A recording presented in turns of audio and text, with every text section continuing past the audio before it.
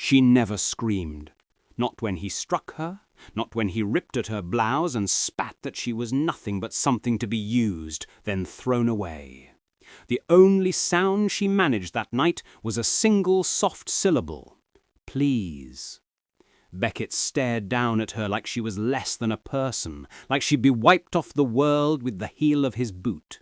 He didn't care that she pleaded, he didn't care that she bled. When he'd finished breaking her, it was as if he'd finished a chore. He issued the order like a man arranging furniture. Take her out back, tie her there, make sure she don't come back up if she hits water. There was no fury in it, no hot cruelty. It was cold, efficient, empty. Lila had been nothing more than a house servant to them, sweeping rooms, mending sheets, doing the small things that made a home function.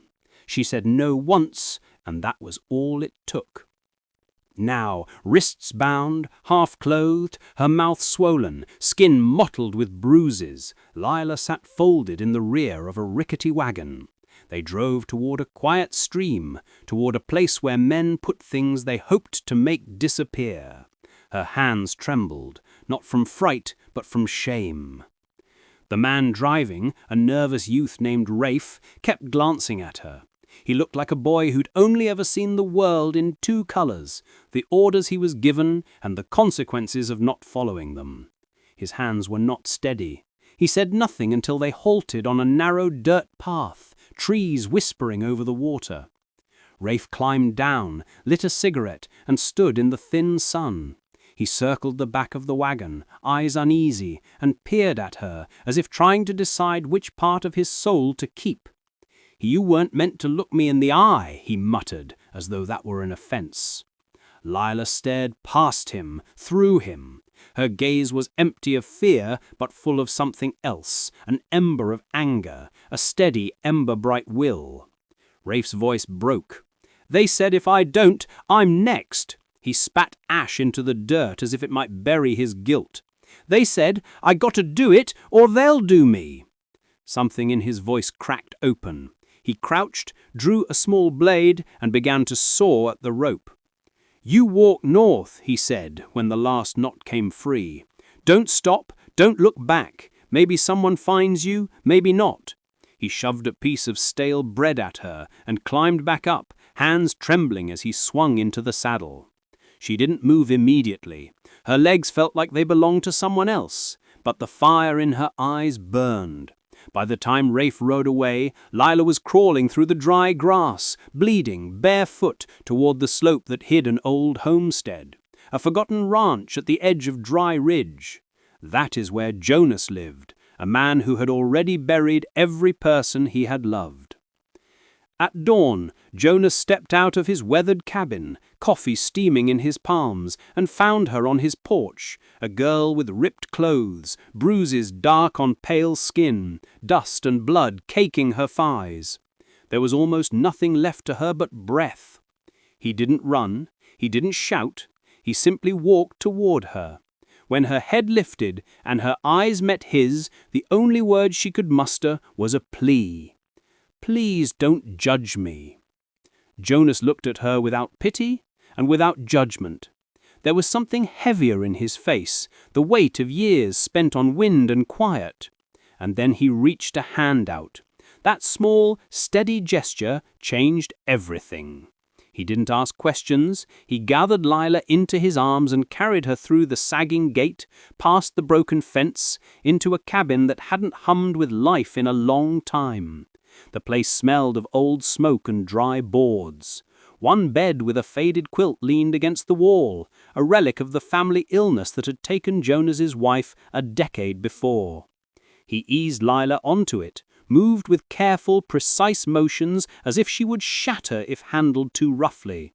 She didn't fight, she didn't cry, she stared at the ceiling as if the rope that had bound her still hung from it.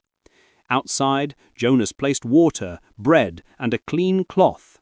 He sat on the porch and watched the hills, surprised to find his chest tight for the first time in years. In the morning, the bread was gone and the bucket nearly empty. He found the small mirror above the washstand covered with a towel. Lila didn't want to see herself. For days she stayed silent. Sometimes Jonas would find her holding a length of thread and a scrap of cloth, not sewing, only clutching the memory of how to mend. On an evening when the light thinned into amber, she finally spoke. Her voice was ragged but present. "If I can still stitch," she said, "does that mean I'm still a person?" Jonas had no tidy answer. He only stood and looked at the floor until Lila turned away. Piece by piece the story bowed out of her, a name, a place, a slow confession. Lila had worked for the Marshal's household in Sundown. It was the Marshal's son Beckett who had set his eyes on her. When she refused him and then threatened to tell, Beckett became cruel. When she threatened to speak out, he made his final decision, to make her vanish. Jonas's stomach folded. The law of the town belonged to the Marshal's family, and the town had a way of leaning with the wind. But something that had lain cold in Jonas for years flickered. He had buried his love and folded his life into chores, but he had not buried all feeling. To leave Lila to silence was to become complicit. While Jonas fretted, word had already spread to Beckett. Rumor said a girl matching Lila's description had been seen near the hills. Beckett did not let such rumors go unanswered. When he found Rafe in the saloon, the sheriff's son's patience snapped. He smashed his fist into the kid's face. The man's temper was a public thing. A palm rarely stayed closed. One blow split Tommy's lip, the next doubled him over.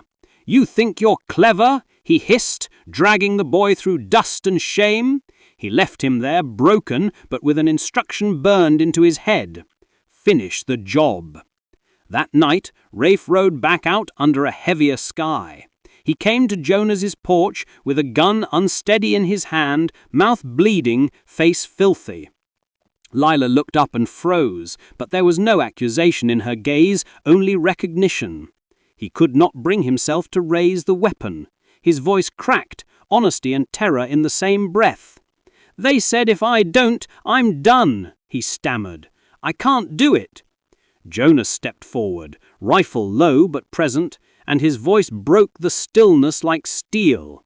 "You pick a side, boy. Stand with her or fall with him." Rafe's throat worked. He looked at Lila, at Jonas, at the rim of the world. For the first time, he chose to stand with the broken thing, not the man who ordered it. From that night forward, it was no secret. It was a hard, small rebellion. Lila, Jonas and Rafe against Beckett, the sheriff's family and the fearful townsfolk who had looked away for years. The question now was simple. Did the town hide cowards or stand with the injured? Before we go on, if you believe in second chances and in calling out wrong when you see it, show your support. Hit the subscribe button, leave a like, and tell us what you think down in the comments. Your voice helps these stories reach folks who might need them. Morning came hot and bright. Jonas saddled the mule, checked the rifle, and eyed Rafe. The boy's lip was still split, but his jaw was set. Lila stood on the porch. Her hands trembled, but the tremor came from resolve this time. They rode into town in open daylight. No skulking, no hiding. Hooves clipped the main street, and conversation dropped like a curtain. Beckett was on the saloon steps, laughing with cronies when the sound of horses cut the chatter into silence. Heads turned, the town's eyes fixed. Jonas dismounted first. Behind him, Rafe dragged a scrawny man, one of Beckett's enforcers, who'd been caught trying to hide the truth. Beckett's smile faltered when Lila climbed down, bruised but upright. Jonas did not whisper. He set his rifle on his shoulder and pointed, clear as daylight. This girl was left for dead because that man wanted to hide his shame. The cloth covering his arm, the marks along her wrists, he pulled the towel free, revealing deep rope burns. A hush went through the crowd. The same men who had thrown back drinks with Beckett now found swallows of shame in their mouths. Women clutched children. Murmurs swelled, questions, judgments, a new light dawning on faces that had chosen to look away. Tommy, Rafe, spoke up. He threw a scrap of torn dress into the dust. Blood still stained it. "I was told to kill her," he said, voice thin. "I couldn't do it." Gasps rolled. The marshal pushed forward, red-faced, a man forced to reckon with his own son.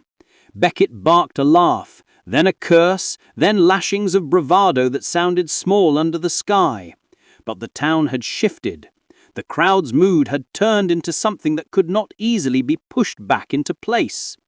One by one, people stepped away from the sheriff's son. The marshal's hands shook as he reached for his irons.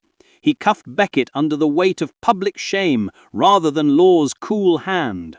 Beckett raged and cursed, but the street had already declared its verdict. Lila's eyes glistened, not with tears, but with a colder, harder light.